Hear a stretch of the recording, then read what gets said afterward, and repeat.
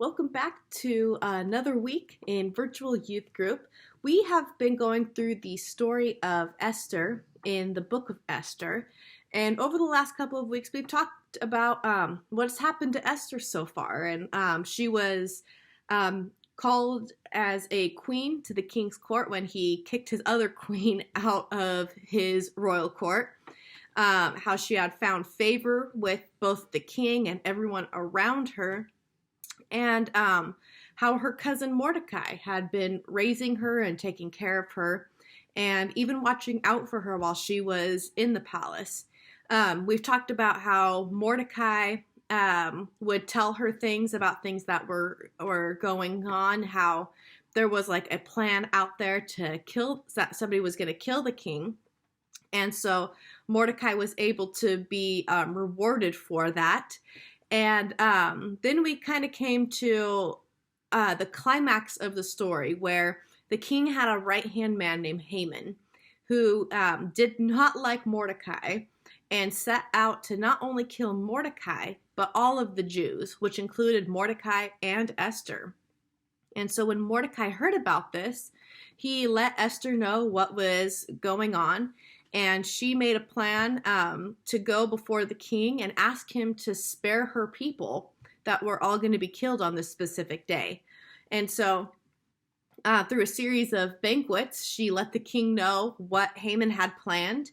And the king got so enraged with Haman that he actually hanged Haman on the gallows that Haman had built for Mordecai. So twist to that story there.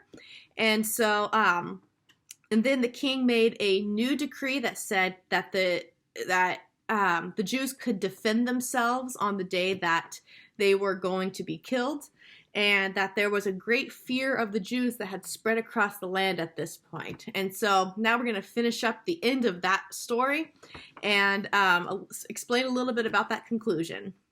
Yeah, so when the day came that the Jews were going to be attacked and killed, just because they were able to defend themselves, it meant that when they were attacked, they actually defended themselves pretty well into the fact that they were able to even kill their own enemies. And it was a huge victory for the Jewish people, and a celebration had just gone throughout the whole land about how they were able to defend themselves and be victorious in the end. This was such a great relief, celebration, and happiness that spread. They even decided to make this kind of holiday for themselves in which they would be able to celebrate every year about how, although Haman tried to destroy them, they were now victorious throughout all of this.